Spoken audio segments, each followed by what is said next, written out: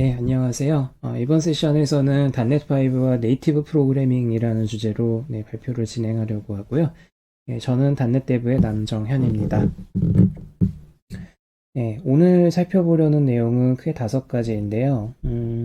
우선 .NET의 플랫폼 인보케이션 누get 패키지가 새로 출시가 됐습니다. 그래서 .NET5뿐만이 아니라 그 이전 버전의 .NET 프레임워크나 .NET 코어까지 지원을 하지만 .NET5 출시와 더불어서 같이 업데이트가 되고 있는 부분이라 공유를 드리려고 하고요. 그리고 .NET 코어 3.1 때 이미 추가가 된 부분입니다만 네이티브 라이브러리 클래스에 대해서 이야기를 하고, 그리고 대리자가 아닌 네이티브 함수 포인터를 쓰는 방법에 대해서 언급을 하려고 합니다. 또한 .NET 5에도 추가가 됐고, 이전에 그 코어 RT, 지금은 네이티브 AOT라는 이름으로 바뀌었는데, 이 프로젝트에서 사용을 하는 unmanaged callers only 어트리뷰트를 어떻게 활용할 수 있는지 자세히 다뤄보려고 합니다. 그리고 컴에 관련된 개선 사항들과 함께 실제 그 컴을 이용하는 그런 예제를 잠시 살펴보면서 이번 세션을 내용을 완료하려고 합니다. 우선 그 단넷 피인보크 뉴겟 패키지가 이제 마이크로소프트가 직접 이제 개발하고 배포하는 프로젝트로 오픈소스로 공개가 됐는데요. 그간 이제 DLL에 있는 어떤 함수를 부를 때에는 그 커뮤니티에서 그 피인보크 단넷이라는 웹사이트에서 이제 많이들 그 시그니처를 찾아가지고 복사 붙여넣기를 해서 많이들 사용을 하셨을 겁니다. 저도 많이 이용을 했었는데요. 다 좋은데 정말 안타까운 것은 간혹 검증되지 않은 API에 대한 어떤 함수 시그니처가 들어가기도 하고, 때로는 이게 위키위키 기반이고 누구나 편집을 할 수 있기 때문에 약간의 반달리즘이라고 해야 할까요? 검증되지 않은 그런 안전하지 않은 코드들이 스팸 데이터처럼 마구 쌓이기도 하는 그런 문제가 보이긴 했습니다. 그리고 이제 함수를 기준으로 웹사이트가 이제 설계가 돼 있다 보니 필요한 API 이외에 각종 구조체나 상수들을 일일이 찾아다녀야 하는 그런 번거로움이 있었고, 또 피인보크 단넷에 있는 것은 어디까지나 이제 피인보크 API만을 활용을 해서 최소한의 수준으로 시그니처를 만들어 놓은 것이기 때문에 전체적인 함수의 사용법 같은 것들은 둘러보기에 좀 어려움이 있습니다.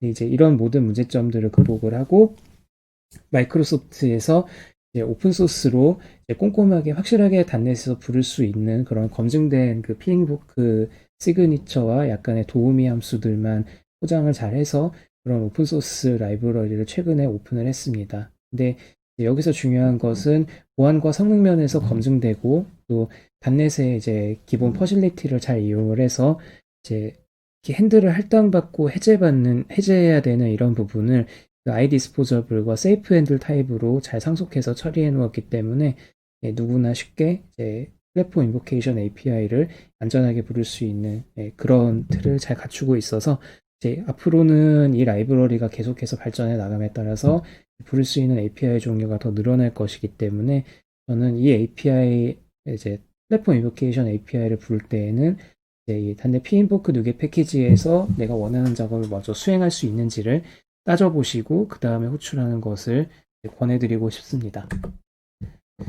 그래서 이제 피인보크.net은 이제 앞서 말씀드린 대로 이제 대부분의 네이티브 API들이 그렇겠지만 보통 할당을 받는다 혹은 무언가를 연다와 그리고 할당 해제를 한다 또는 무언가를 닫는다라는 대꾸를 이룹니다. 그래서 이제 열고 닫다의 대구를 이루는 그런 API 스타일을 iDisposable 인터페이스로 이제 처리할 수 있는 그 세이프 핸들 구현체로 잘 랩핑을 해놓은 것들이 많습니다. 그래서 이런 구현체와 도우미 함수들을 적절히 이용을 해서 이제 네이티브 그 API를 다룰 때 가장 스트레스 받는 부분이 이제 할당 해제를 해야 될 때 제때 하지 않아서 발생하는 누수를 찾아내고 디버깅하는 것이 보통 가장 어렵습니다만, 이런 부분들을 C샵에 유직문을 써서 iDisposable 인터페이스와 함께 결합을 시킬 수 있기 때문에 메모리 누수나 복잡한 문제를 고민하지 않아도 안전하게 네이티브 리소스를 필요할 때 할당받고 해제하는 그런 로직을 잘 구현할 수 있도록 도와줍니다.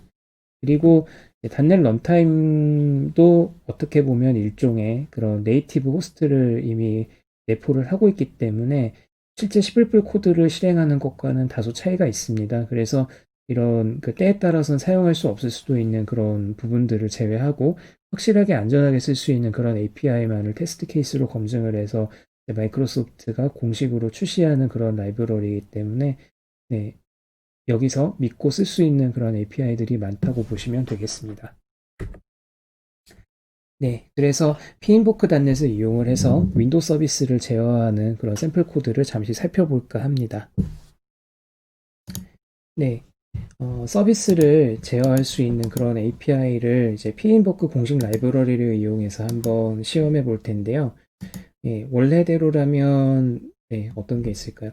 이런 SC 매니저라든가 오픈 서비스 같은 함수들을 부를 때에는 굳이 이런 걸 인티저 포인터로 받아와서 핸들을 다 사용하고 나면 클로즈 핸들 같은 함수들을 따로따로 불러줘야 됐고 당연히 에러가 발생하면 그런 부분들을 다 처리하기 위해서 뭐 try catch finally 같이 되게 부산하게 이렇게 네, 코드를 만들어서 작성을 했어야 되는 그런 번거로움이 있었는데 앞서 말씀드린 대로 이런 모든 것들이 잘 포장이 되어 있습니다. 그래서 어떻게 쓸 수 있는지 한번 볼게요.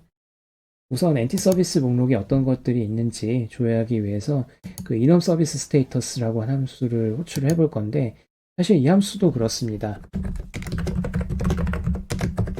이 함수를 여러 그 시그니처들을 보시게 되면 원래는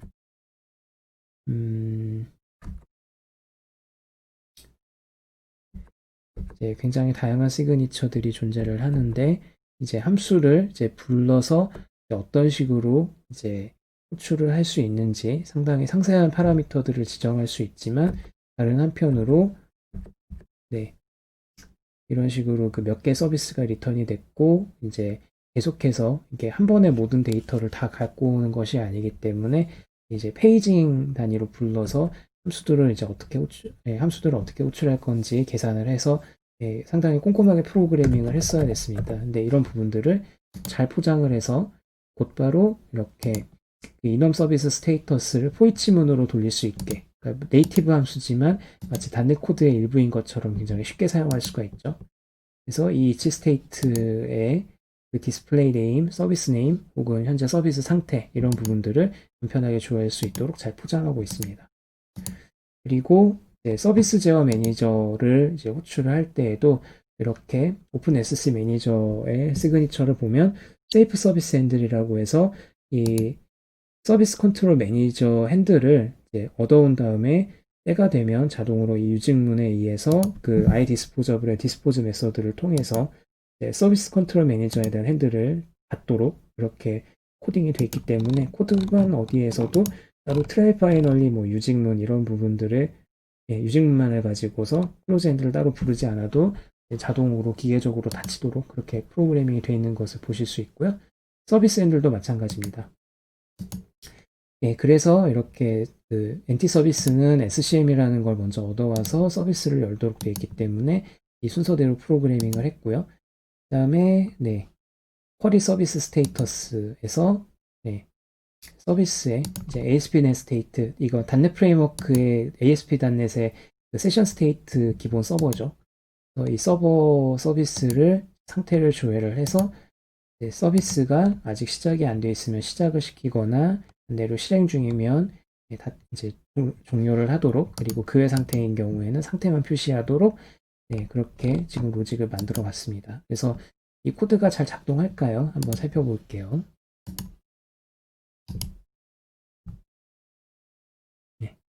시작 프로젝트로 지정을 하고 실행해 보겠습니다.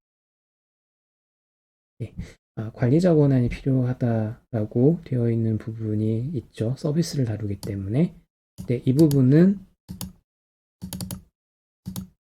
이제 app manifest를 추가를 하시면 require administrator라고 하는 이 요청한 실행 수준을 결정하는 매니페스트를 추가를 하시면 방금 전처럼 관리자 권한이 필요한 API들은 권한 상승을 해서 비주얼 스튜디오도 띄우고 프로그램도 그렇게 실행하도록 조건을 걸 수 있습니다. 한번 띄워보겠습니다.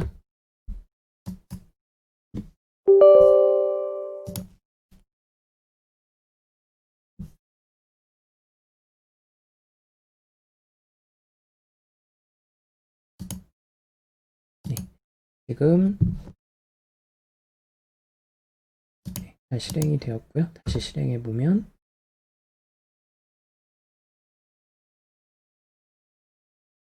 네, 모든 서비스들을 열거를 한 모습을 볼 수가 있고요. 그리고 마지막에 ASP.NET 스테이트 서비스가 잘 시작이 되었다라고 메시지가 나온 것을 보실 수 있습니다. 그리고 이번엔 서비스 제어판을 한번 열어보면 네, 지금 실행 중이라고 잘 나타나 있는 모습을 보실 수 있습니다. 반대로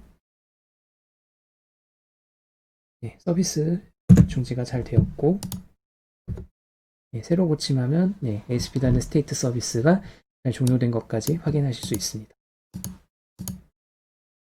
네, 예제 코드 잘 보고 왔고요. 이번에는 네이티브 라이브러리 클래스에 대해서 잠시 살펴보도록 하겠습니다. .NET5 이전에 .NET Core 3.0에서 처음 소개가 된 개념이고요. 이 네이티브 라이브러리 클래스가 왜 도입이 되게 됐는지를 간단히 말씀드리면 보통 정적 코드, 정적 메서드로 무언가를 정의를 하면은 인스턴스 생성을 하지 않고 바로 함수를 부를 수 있어서 좋은 점이 있지만 달리 말하면 확장성에서 이제 제약이 심하기 때문에 이제 어딘가 그 정적 메서드를 담고 있는 클래스를 다른 곳으로 인스턴스화해서 보낼 수가 없어서 재사용하는 부분에 있어서 제약이 따릅니다. 이런 부분들을 해소를 하고 DLL을 찾을 때 무조건 상수에 의해서 상수에 정의된 DLL 파일이 아닌 경우에 로드하지 못하는 그런 유연하지 못한 부분들도 극복을 할 수 있도록 별도의 그런 네이티브 라이브러리 클래스 안에 API를 두어서 이제 동적으로 그 DLL 파일을 찾아서 로딩할 수 있는 그런 API를 새로 추가를 하게 됐습니다. 그래서 어느 위치에서 DLL을 찾을지 명시적으로 지정할 수도 있고 DLL 파일 이름에 바뀌는 경우라고 하더라도 바뀌더라도 동적으로 찾아낼 수 있도록 알고리즘과 연동하는 것이 가능합니다. 그리고 제일 좋은 것은 문법에 구속받지 않고 런타임에서 동적으로 함수 이름을 찾는 것 또한 가능하기 때문에 단넷5가 아마 초창기 처음 청사진을 발표했을 때 자바 네이티브 인터페이스와의 연동을 이제 염두에 두고 있다. 이런 릴리즈 노트를 처음에 언급을 했던 적이 있는데 아직까지 단넷5가 지금 정식으로 출시되고도 JNI에 대한 내용은 없었습니다만 제가 예상하건데 단넷5의 이런 정확히 말하면 단넷 코어의 이런 개념들을 토대로 파운데이션으로 해서 이제 JNI가 보면 이제 함수의 시그니처 같은 것들을 기호 같은 걸로 정의를 해놓고 일종의 규칙에 따라서 뭐 스트링 타입의 매개 변수일 때는 뭐 이런 기호를 쓰고 또 어떤 땐 저런 기호를 쓰고 이런 부분들을 이제 그 네이밍을 맹글링을 해놓은 것들이 많습니다. 근데 이런 맹글링 네임 같은 것들은 기존의 DLL 임포트 같은 상수로 이제 함수 이름을 찾거나 이제 하는 이런 부분들에 있어서는 동적으로 대응할 수 없다는 한계가 있는데 이런 네이티브 라이브러리 등의 도움을 받아서 JNI용으로 만들어진 어떤 코드나 이런 것들도 잘 찾을 수 있도록, 함수를 잘 찾을 수 있도록 또 해주고요. 뒤에 가서도 얘기가 나오겠지만, 역으로 그 단넷용 이 AOT 컴파일러가 노출하게 될 이 네이티브 DLL도 이 JNI 스펙에 맞게끔 함수 이름을 자동으로 조율을 해주고 거기에 맞추어서 함수 이름을 JNI가 잘 찾을 수 있도록 네이밍 맹글링 하는 부분까지 단넷에서 자바용 JNI 그 DLL을 생성해주는 뭐 이런 기능도 잘 커버할 수 있지 않을까 생각이 드는 부분이었습니다. 네, 그래서 이제 이런 네이티브 라이브러리를 이용을 해서 동적으로 함수 이름도 정하고 DLL 위치도 정할 수 있다라는 점을 응용을 할 수가 있는 거고요. 단넷5에서 추가된 또 획기적인 부분 중에 하나는 기존에는 함수 포인터 같은 걸 대리자로 뭉개서 처리를 했습니다. 그래서 엄밀히 말하면 대리자는 일종의 콜체인이라서 그 안에 여러 개의 함수를 포함시킬 수가 있기 때문에 네이티브의 함수 포인터와는 좀 다릅니다. 그래서 이제 함수 포인터에 딱 대응이 되는 그런 개념이 없었던 데다가 또 한 가지는 대리자는 여전히 그 관리되는 오브젝트입니다. 그래서 가비지 컬렉터에 의해서 언제든지 그 예기치 않게 소거가 됨으로써 이 콜백 함수 같은 것들을 이제 전달할 때 대리자 같은 걸로 전달을 하면 실행을 이제 오랫동안 하지 않다가 갑자기 이제 그런 코드를 만났을 때 프로그램에서 뭔가 메모리 위반 오류가 발생한다던가 하는 그런 특이한 문제들이 이제 발생하기도 했는데요. 근데 함수 포인터를 네이티브로 전달을 할 부분은 확실히 네이티브로 가지고 간다라고 명확하게 구분을 하는 기능이 추가가 됐습니다. 그래서 이제 관리되는 함수 포인터와 비관리 함수 포인터로 나누어서 네이티브에서 사용을 할 함수의 포인터는 정확하게 이제 그 가베지 컬렉터에 의해서 관리가 되지 않고 수동으로 관리가 가능하다라고 명시를 해서 이제 실행을 하도록 이렇게 코드를 구분을 할 수가 있습니다. 그래서 예를 들어 함수 포인터를 사용하면 이렇게 쓸 수가 있는데요. 델리게이트 포인터라고 해서 unsafe 코드가 필요하고요. unsafe 코드 블록 안에서 이렇게 함수의 그 시그니처 타입들을 지정을 해주게 됩니다. C#9에 새로 추가가 된 네이티브 인티저라고 하는 이 타입을 쓰면 이제 인티저 포인터에 대한 것을 이렇게 시스템 OS 그 플랫폼의 상황에 따라서 32비트면 32비트 이제 인티저 포인터로 64비트면 64비트 인티저 포인터로 자동으로 변환을 해서 넘기도록 그렇게 타입을 지정할 수 있고요. 그 다음에 스트링 그리고 이제 언사이드 인티저 그리고 최종적으로 인티저 값 반환하는 뭐 이런 코드를 이제 만들어서 넣을 수가 있습니다. 그래서 타입을 지정을 하고 메시지 박스 W라고 하는 이 DLL 임포트로 여기서는 이제 네이티브 라이브러리를 쓰진 않았습니다만 DLL 임포트로 옛날 방식으로 이 p인보크 콜을 정의를 해놓고 이것을 보시는 것처럼 함수 포인터로 캐스팅을 해서 잘 호출하고 있습니다. 그렇게 호출을 하고 나서 실행을 하면은 테스트라고 하는 메시지 박스가 잘 나타나는 것까지 보실 수 있습니다. 그래서 이제 뒤에 가서도 설명을 드리겠지만 간단한 팁을 하나 공유를 해드리면 비주얼 C++ 프로젝트와 .NET 프로젝트를 가끔 혹은 이제 상황에 따라서 동시에 빌드하고 사용해야 될 경우들이 종종 발생하게 되는데요. 그럴 때에는 비주얼 C++ 프로젝트의 기본 빌드 출력 디렉터리가 어디인지 확인을 해두고 이것을 .NET에서 참조해서 사용할 수 있도록 해주면 많이 유용합니다. 참고로 이제 .NET 코어 이후부터 .NET의 그 CS 프로젝트 파일의 포맷이 대폭 변했습니다. 그래서 이제는 그 텍스트 에디터로 XML 태그 편집하듯이 쉽게 이제 작업을 추가를 할 수가 있어서요. 예를 들어 지금 화면에 나온 것처럼 솔루션 디렉터리의 특정 플랫폼의 컨피규레이션에 메스 라이브러리라고 하는 네이티브 DLL이 이제 복사가 된다고 가정을 하고 이것을 프로젝트의 일부로 포함을 시키고 그리고 빌드를 할 때 최신 버전으로 빌드가 된 것이 있으면 자동으로 DLL 파일을 출력 디렉터리로 복사하기까지 해서 .NET 런타임이 이 DLL 파일을 그 프로그램 실행 디렉터리와 같은 위치에서 쉽게 찾아낼 수 있도록 그 DLL까지 같이 배포를 하는 이런 방법을 전에는 이제 플랫폼별로 이제 빌드 스크립트를 따로따로 만들어줬어야 했다면 이 방법을 사용을 해서 프로젝트를 어느 위치에서 복사를 해서 열었든 그리고 어떤 OS를 사용을 해서 이것을 빌드를 했던 간에 항상 동일한 방법으로 빌드 산출물에 포함을 하도록 할 수 있고 이제 다양한 방법으로 이제 CI/CD 파이프라인 환경에서 응용할 수 있게 유연성을 더할 수가 있어서 이런 팁을 공유드리겠습니다.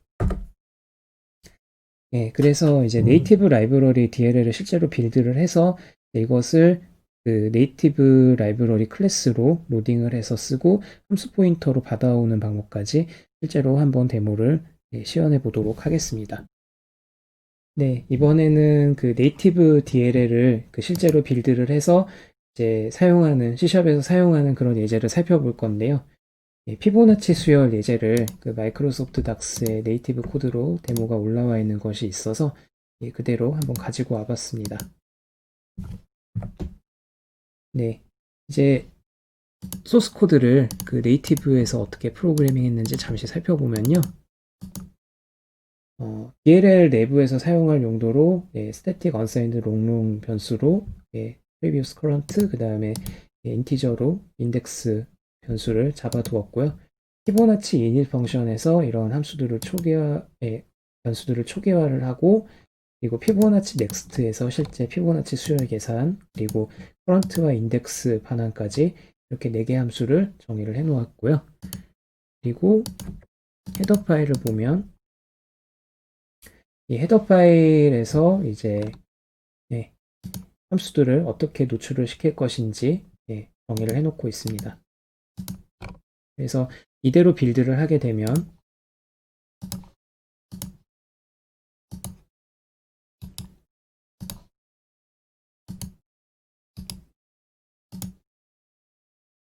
x64 아키텍처 솔루션 파일이 있는 폴더 아래에 x64 아키텍처의 디버그 혹은 릴리즈 컨피규레이션 폴더에 이렇게 DLL이 만들어지게 됩니다. 그리고 이것을 단넷 코어 프로젝트에서 간편하게 로딩을 할 수가 있는데요.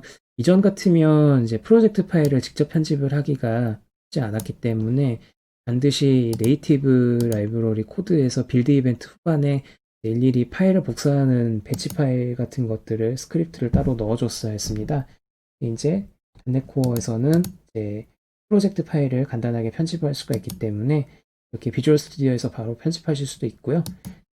솔루션 디렉터리의 플랫폼의 컨피규레이션 폴더 아래에 사용하고자 하는 이 네이티브 DLL의 이름을 지정을 해주기만 하면 쉽게 임포트가 가능합니다. 그리고 빌드를 할 때마다 DLL 파일이 바뀌어 있으면 그것을 그 출력 디렉터리로 복사하도록 하기 때문에 빌드 순서만 잘 맞춰서 구성을 해주시면 네이티브 라이브러리를 먼저 빌드를 하고 그 다음에 단넷 클라이언트를 빌드를 하도록 되어 있기 때문에 간편하게 네이티브 프로젝트와 단넷 코어를 쉽게 통합하실 수가 있습니다. 그래서 이것을 사용하는 C# 코드를 잠시 열어보면요. C# 코드에서는 아까 말씀드린 대로 네이티브 라이브러리 요 try load 함수를 써서 동적으로 그 DLL 경로를 찾아서 로딩할 수가 있습니다. 그래서 만약에 로딩에 실패하면 프로그램을 종료를 할 것이고요. 그리고 헤더 파일 기준으로 이제 4개 함수를 이제 사용하기로 이제 했으니까요. 이 함수의 이름과 함수와 연결되는 그 포인터 주소를 저장을 하기 위해서 딕셔너리 타입으로 그 저장소를 만들었습니다. 그리고 이 각각의 함수들을 찾아서 해당되는 익스포트를 찾아서 로딩할 수 있는지를 시험하고 정상적으로 찾으면 계속 진행을 하겠지만 그렇지 않을 경우에는 여기 있는 4개 함수 모두가 지금 실현을 위해서 필요하기 때문에 하나라도 찾지 못하면 라이브러리 할당 해제를 하고 프로그램 종료하도록 그렇게 만들었습니다. 그리고 이제 언세이프 코드 블록 안에서 이제 진짜로 재미있는 부분이 실행이 되는데요. 피보나치 초기화 함수, 뭐 다음 커런트, 그 다음에 이전 함수, 뭐 이런 부분들을 이제 헤더에서 정의한 대로 이렇게 해당되는 그 함수의 어드레스를 저장을 해놓은 것을 그대로 불러오는데 여기서 이제 인티저 포인터 타입으로 값을 받아온 것이 있다면 C에서 그랬던 것처럼 함수 포인터의 타입을 지정을 해서 이제 이것이 함수 포인터고 호출이 가능한 대상이다라고 명시를 할 수가 있습니다. 근데 여기서 봐두시면 좋을 것이 지금 이것이 그 단넷이 아니라 네이티브 DLL로부터 가지고 온 것이라서 언매니지드로 붙였고요. 계속 그 함수의 이 주소가 고정이 되어 있을 것을 보장할 수 있기 때문에 붙였고 그 다음에 C declare 비주얼 C++에선 따로 명시하지 않는 이상 기본적으로 그 콜링 컨벤션을 C declare로 잡습니다. 그래서 여기서도 정확하게 C declare 타입으로 함수 호출을 관리를 한다라고 붙여놨고요.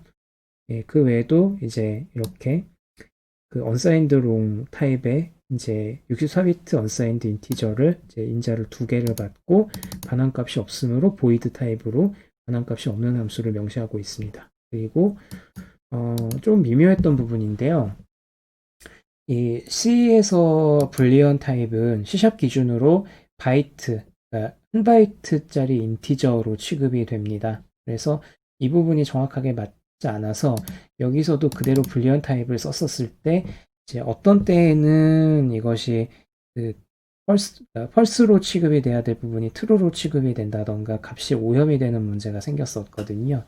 근데 이 부분을 바이트로 정확하게 이제 인티저로 캐스팅을 해서 취급을 하고 나니까 정확하게 문제가 해결이 됐었습니다. 그래서 이 부분은 C에서 불리어는 C샵에서는 바이트, 그 1바이트 인티저로 캐스팅하는 것이 맞다 라는 커뮤니티 자료의 도움을 얻어서 문제를 해결할 수 있었습니다. 그 다음에 현재 값은 unsigned long으로 반환하고 인덱스 값은 unsigned 인티저로 반환하는 그런 함수 포인터들을 4개를 얻어옵니다. 그 다음에 호출하는 것은 쉽게 호출할 수가 있고요. 피보나치 수열을 64비트 정수 그 끝부분까지 돌려서 이제 몇 번의 피보나치 수열을 계산할 수 있는지를 재서 그 결과를 보여주고 최종적으로는 라이브러리 핸들을 해제하는 이런 로직을 구현을 했습니다. 그래서 잘 실행이 되는지 한번 살펴볼게요. 네, 잘 실행이 되는 것을 볼 수 있고요. 0부터 시작해서 93번째까지 피보나치 수열이 계산이 돼서 끝났다라는 결과 메시지까지 잘 보입니다. 예, 앞에 데모는 잘 보셨을까요? 그래서 이번에는 Unmanaged Callers Only Attribute를 사용하는 방법을 크게 두 가지로 나누어서 좀 정리를 해보려고 합니다. 저도 이 어트리뷰트를 처음 봤었을 때 다소 헷갈렸던 부분이 .NET5의 네이티브 AOT 컴파일러의 일부나 전부가 포함이 되는 게 아니냐라고 처음에 오해를 했었습니다. 그런데 살펴보니 그렇진 않더라고요.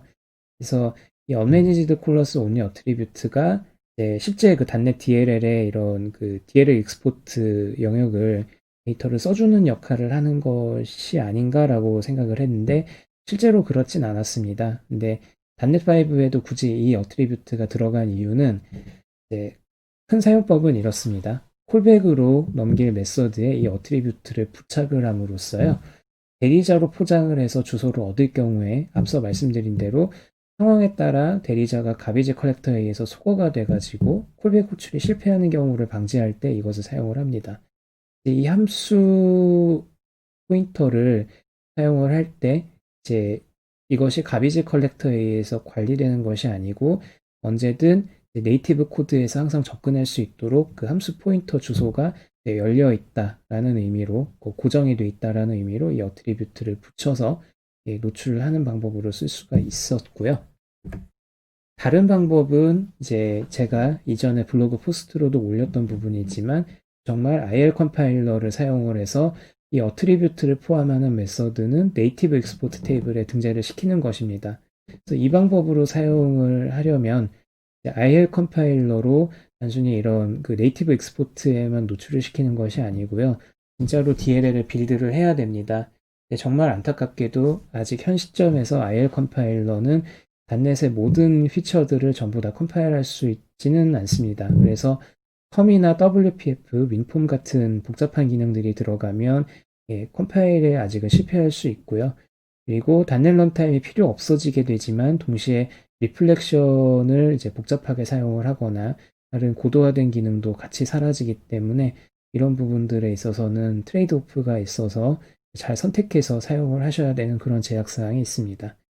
그래서 방법 1이든 2든 모두 온전히 네이티브 코드에서 사용을 할 만한 목적으로 코드를 따로 관리하는 요령을 이제 두셔야 되는데 이 말은 무엇이냐면 네이티브 코드로 나가는 순간 현재 구현체 기준으로는 네이티브 코드에서 단넷 런타임의 모든 풀피처를 자유자재로 쓸 수 있는 그런 방법이 때에 따라서는 제대로 작동하지 않고 막힐 가능성이 있기 때문입니다. 그래서 이제 권장하는 것은 관리되는 코드에서 복잡한 기능을 쓰게 될 경우에는 아예 그 단넷 전용 런타임 DLL을 따로 만들어서 관리를 하시고 필요한 최소한의 부분에 한해서만 언매니지드 비관리 코드로 내보낼 것을 염두에 둔 간단한 단넷 런타임 코드나 아니면 알고리즘 코드 정도를 단넷으로 컴파일 하신다라고 생각하시는 것이 현재는 효율적인 선택지가 아닐까 생각을 합니다.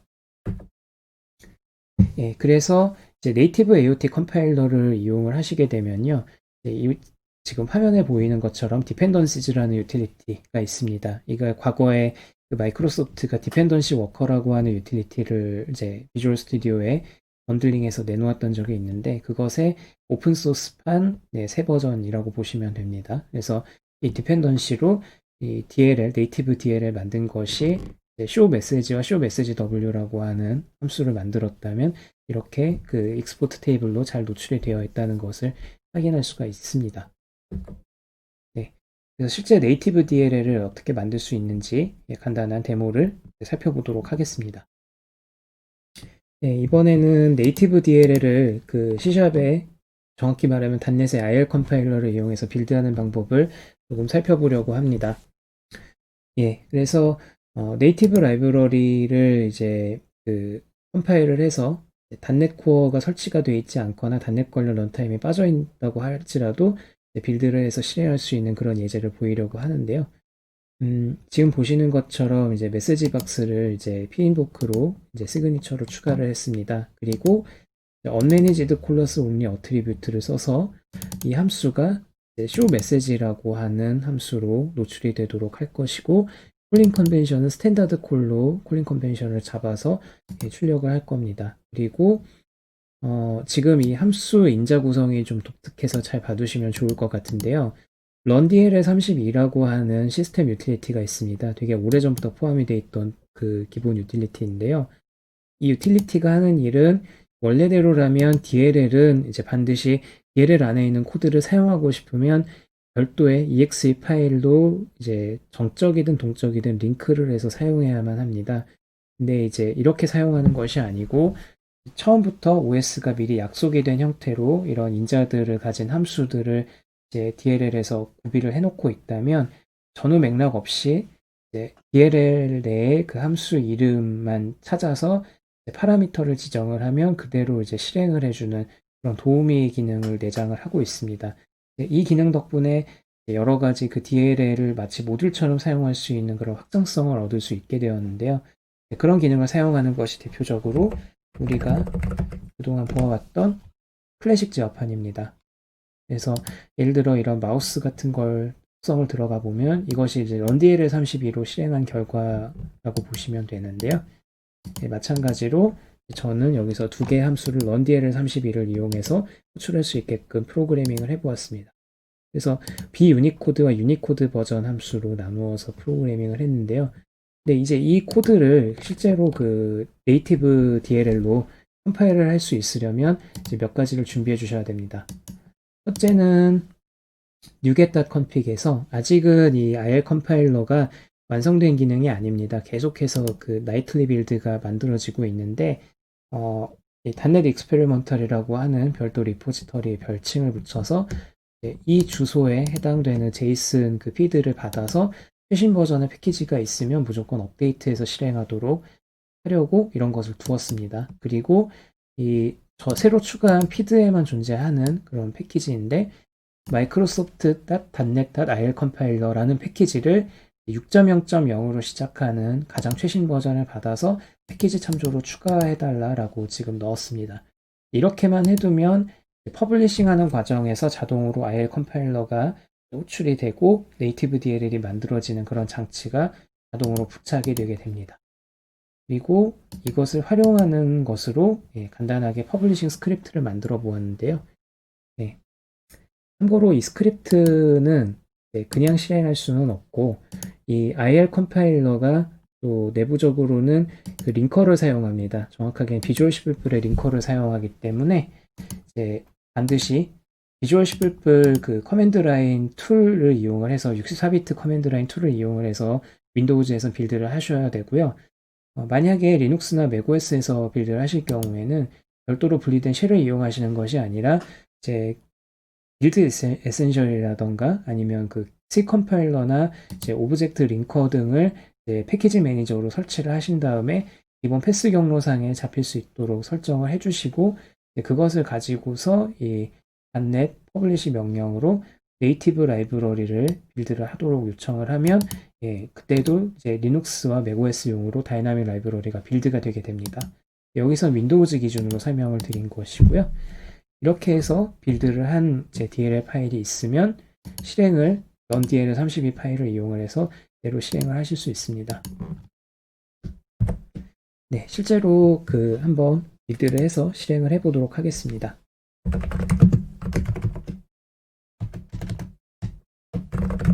네, x64 네이티브 툴스 커맨드 프롬프트 4ps2019 뭐 이런 걸 x64를 정확하게 찾아서 실행하시면 되는데요.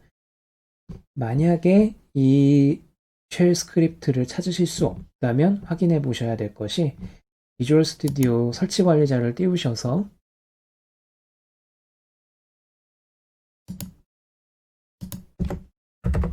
비주얼 스튜디오 인스톨러를 띄우셔서 설정에 가보시면 C++를 사용한 데스크톱 개발이라는 것이 체크 해제가 되어 있을 것입니다. 이걸 체크를 하시고 설치 수정을 하시면 방금 보여드렸던 이 툴이 나타나게 됩니다. 시작 메뉴예요. 그래서 이 파일이 있는 위치로 이동해서 한번 실행을 해보겠습니다.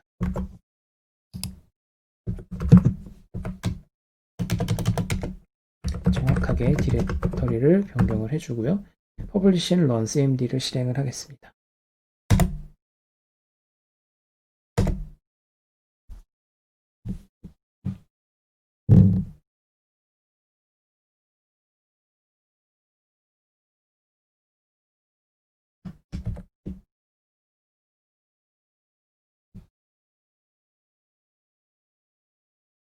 네, 컴파일이 돼서 바로 runDLL 31을 호출한 결과까지 방금 확인하셨는데요.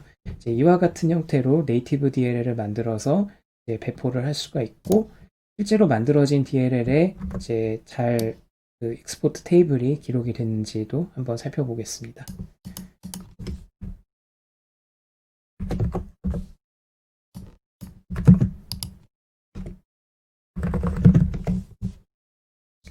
예, DLL 파일은 네, 달리 들어있는 내용이 없기 때문에 굉장히 작게 만들어졌습니다. 예, 약 5메가 정도로 만들어졌고요. 이것을 한번 분석해 보기 위해서 dependencies라고 하는 유틸리티로 한번 열어보겠습니다. 이 유틸리티는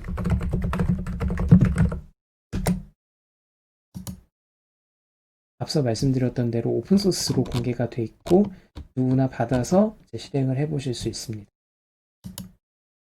그래서 이 파일을 그대로 드래그 드랍을 하면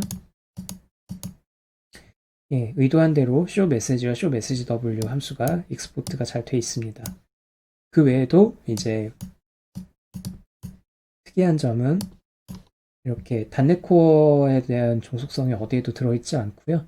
전부 네이티브 그 윈30의 API만을 써서 지금 기능을 구현하고 있는 모습을 볼 수 있습니다. 모든 것은 이제 이 안에 그 원래는 IL 코드였던 것을 C++ 코드에 대응이 되는 그 CPU 코드로 네이티브 바이너리 코드로 어셈으로 컴파일을 해서 집어넣었다는 것을 보실 수 있습니다. 네, 이제 그 외에 컴에 관련된 여러 개선 사항들을 간단하게 좀 살펴보려고 하는데요. 예, 모든 내용들을 다 다루기에는 내용이 복잡한 측면도 있고, 예, 좀 자세히 설명을 드려야 되는 부분들이 많아서 이런 것들이 있다는 것 정도만 말씀을 드리고 넘어가겠습니다. 우선 그 상속 관계를 벗어난 타입캐스팅을 명시적으로 구현할 수 있는 기능이 새로 추가가 됐는데요. 이것은 어떤 상황을 가정하냐면 이 컴에서 이런 상황들이 빈번한데 컴의 경우에는 그 상속 관계로 명시가 되어 있진 않지만 어떤 그 인터페이스가 다른 인터페이스를 서비스 형태로 즉 이제 직접 구현하는 관계는 아니지만 A 객체로부터 B 객체를 이제 그 추를 하거나 아니면 어떤 데이터를 근거로 해서 새로 만들어낸다던가 이런 식의 동작을 이제 상속 관계를 벗어난 그런 타입캐스팅을 요구를 할 때 이제 이런 부분을 단넷에서 자체적으로는 이런 기능을 소화할 수 있는 부분이 없습니다. 물론 이제 그 생성자를 이제 간접적으로 이용을 하거나 뭐 explicit, implicit 오퍼레이터를 쓸 수도 있긴 하지만 런타임 관점에서 이것은 C# 언어의 확장이지 런타임의 고유 기능이라고 볼 수는 없거든요. 근데 이런 부분들을 런타임 차원에서 이해하고 처리해서 컴에서 사용하는 여러 가지 복잡한 시나리오를 지원할 수 있도록 그런 캐스팅을 할 수 있는 방법 자체를 아예 인프라에 도입을 했고요. 그리고 이제 단넷 프레임워크에서는 잘 되던 기능이었는데 이제 다이나믹 키워드를 이용을 해서 컴 인터페이스, 특히 iDispatch 관련 인터페이스를 쓰는 그런 개체들에서 덕 타이핑을 할 수 있도록 하는 스크립트 언어처럼 실존하는 어떤 메타데이터가 있지는 않지만 컴에서 누출하는 각종 API들을 타입 유출을 통해서 v테이블 기반으로 정보를 찾아서 로딩하고 함수들을 호출해주는 뭐 이런 기능들을 다시 다이나믹 키워드를 써서 캐스팅을 하면은 자유자재로 부를 수 있는 기능이 단넷 5에 새로 추가가 됐습니다. 그리고 이제 이전 단넷 프레임워크와는 다르게 컴 인터페이스 제어를 정밀하게 해서 좀 더 세밀하게 예를 들면 iDispatch 같이 타임 라이브러리가 명확하게 드러나 있는 그런 컴 인터페이스가 컴 객체가 아닌 것들, 아이언나운을 기반으로 하는 이제 v테이블 기반의 어떤 포인터 주소로 이런 그 컴 인터페이스 함수들을 호출하도록 되어 있는 그런 객체들을 단넷에서 정확하게 호출할 수 있도록, 물론 수동으로 프로그래밍 해야 합니다만 이런 부분들을 프로그래밍을 해 놓으면 쉽게 이 컴 래퍼로 노출을 시켜서 다른 사람들이 쉽게 부를 수 있도록 그렇게 수단을 만들 수가 있습니다. 다만 이 내용들은 전부 다는 아니고요. 아직까지도 일부 AOT 컴파일러에서 컴파일할 수 있는 것들도 있고 아닌 부분들도 있어서 이 부분은 AOT 컴파일러가 앞으로 발전해 나가면서 또 개선이 될 수 있는 부분이라고 볼 수 있겠습니다.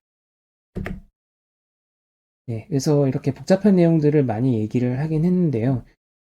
가장 관심사는 이 부분이겠죠. 컴을 좀 실용적으로 활용한다면 당연히 웹뷰나 브라우저에서 이제 애플리케이션과 HTML 페이지 사이에 컴 인터페이스를 사용을 해서 상호간에 이제 자바스크립트에서 단넷을, 단넷이 자바스크립트로 호출하는 이런 방법이 있는지에 대해서 기존에 많이들 사용해 왔던 기술이기도 하고요.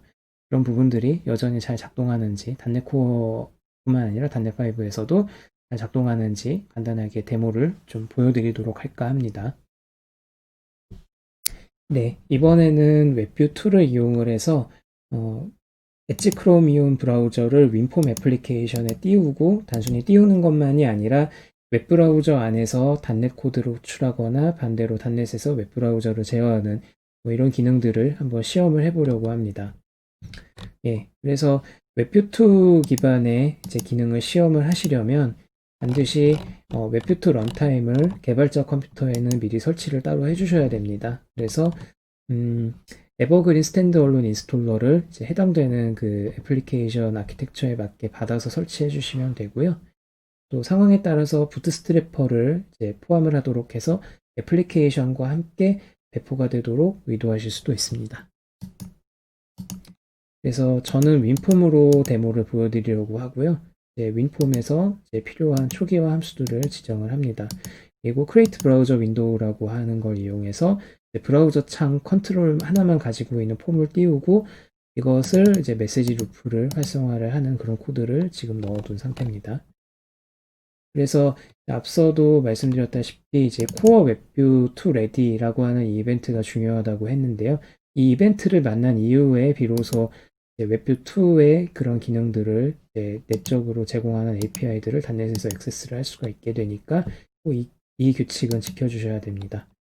그리고 처음에 브라우저로 로딩을 할 때 이제 내비게이션 스타팅이라든가 뭐 이런 그 웹뷰 자체, 그러니까 코어 웹뷰2가 아닌 기타 그 기본 인터페이스가 제공하는 그런 이벤트는 이제 이렇게 자유롭게 추가를 하실 수 있지만 만약에 이 로드 시점에 내가 선언적으로 위에서처럼 이렇게 이벤트 핸들러를 거는 것이 아니라 순차적으로 실행이 되는 코드를 만들고 싶다고 하실 때에는 윈폼의 경우에는 이벤트 핸들러 타입이 보이드이기 때문에 어웨이 코드를 실행할 때 async await을 써주셔도 무방합니다. 그래서 적어도 이 함수를 부른 이후에 뭔가 의도한 동작을 하셔야 코어 웹2에 접근을 하실 수가 있게 됩니다.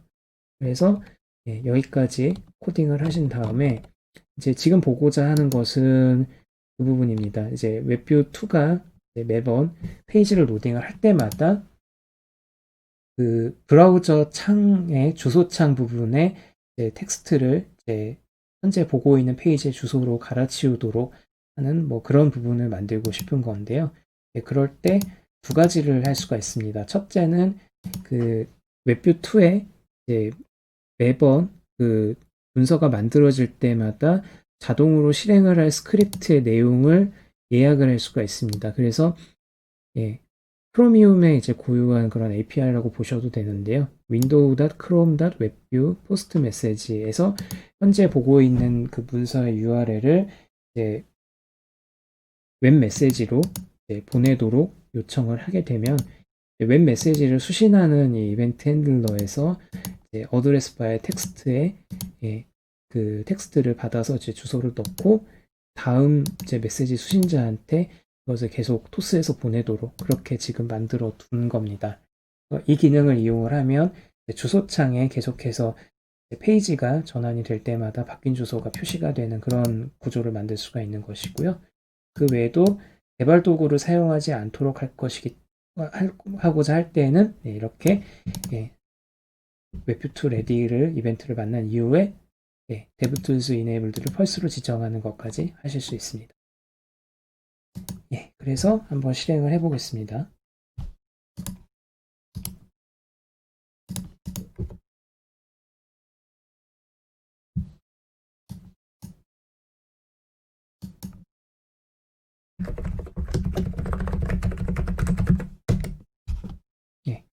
구글에 접속을 해서 제가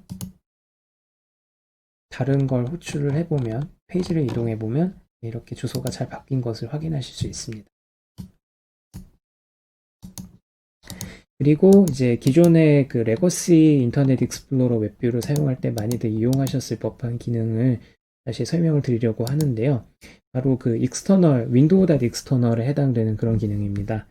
이 기능을 사용을 하시려면 윈도우.익스터널은 이제 크로미움 브라우저에선 좀 다른 의미로 사용이 되기 때문에 윈도우.익스터널은 사용하실 수 없고 크롬.웹뷰 호스트 오브젝트라고 하는 이 부분 아래에 이제 오브젝트를 등록을 해서 사용하실 수가 있습니다. 등록을 하기 위해서는 어떻게 해야 되느냐 하면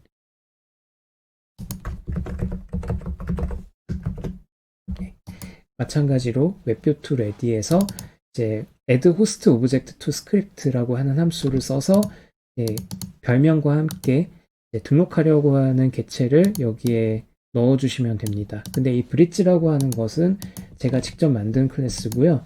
이 브릿지에 이제 텍스트 박스를 하나 레퍼런스로 지정을 해서 주소창에 예를 들어 전달받은 어떤 함수가 가리키는 주소가 HTTPS가 아닌 경우에는 빨간색의 흰 글씨로 그리고 정상적인 경우에는 정상 표시로 나타내도록 하고 그 결과 값을 전달했던 파라미터 값에 문자를 붙여서 반환하는 뭐 이런 동작을 하는 그런 기능을 만들었습니다.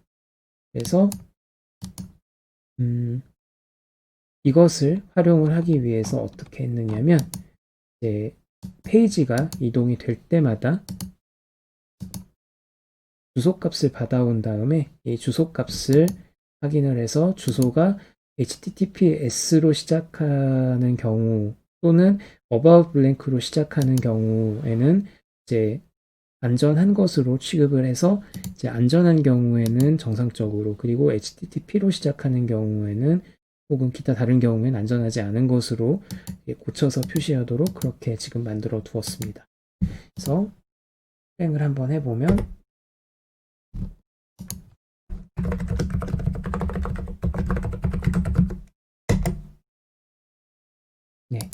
이렇게 그 HTTP로 시작하는 경우에는 실행을 하지 않고 브라우저를 이제 이동시키지 않고 취소 처리를 하고 되돌려 보내는 그런 기능을 만들어 두었고요. 만약에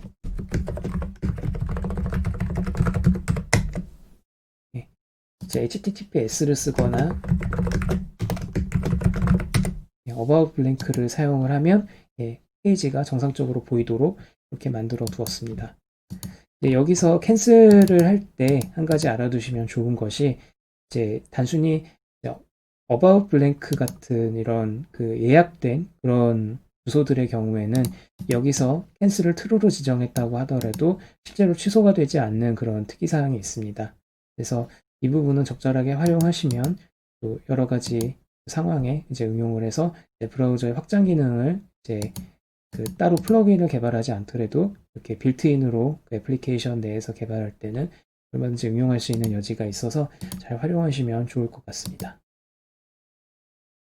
네, 웹뷰2에 대한 데모를 방금 보고 오셨는데요. 몇 가지 주의사항이 있어서 추가로 말씀을 드릴까 합니다. 우선 이제 웹뷰2의 경우에 간과하기 쉬운 부분인데요. 메인 메서드에서 특히 윈폼의 경우에 그 STA 스레드라고 하는 어트리뷰트를 붙여서 스레드 어파트먼트 모델이 반드시 그 싱글 스레드 어파트먼트로 지정이 되도록 해야 됩니다. 이 부분은 제가 좀 더 고민을 해봐야 되겠지만 제가 알기로 그리고 실제로 시험해 보기로도 그 system.thread.thread 클래스에서 직접 어파트먼트 모델을 설정하는 기능이 제대로 작동하지는 않더군요. 그래서 이제 이렇게 반드시 메인 메소드에 어트리뷰트를 붙여줘야만 이제 어트리뷰트 모델이 설정이 되면 스레드 모델이 설정이 되면서 이제 윈폼이 사용할 수 있는 그런 상태가 되는데 이것을 누락하게 되면 윈폼 자체에는 뜨는데 지장은 없어 보입니다만 웹뷰가 제대로 이제 동작하지 않고 화면이 그냥 빈 화면만 나오게 되는 문제가 있습니다.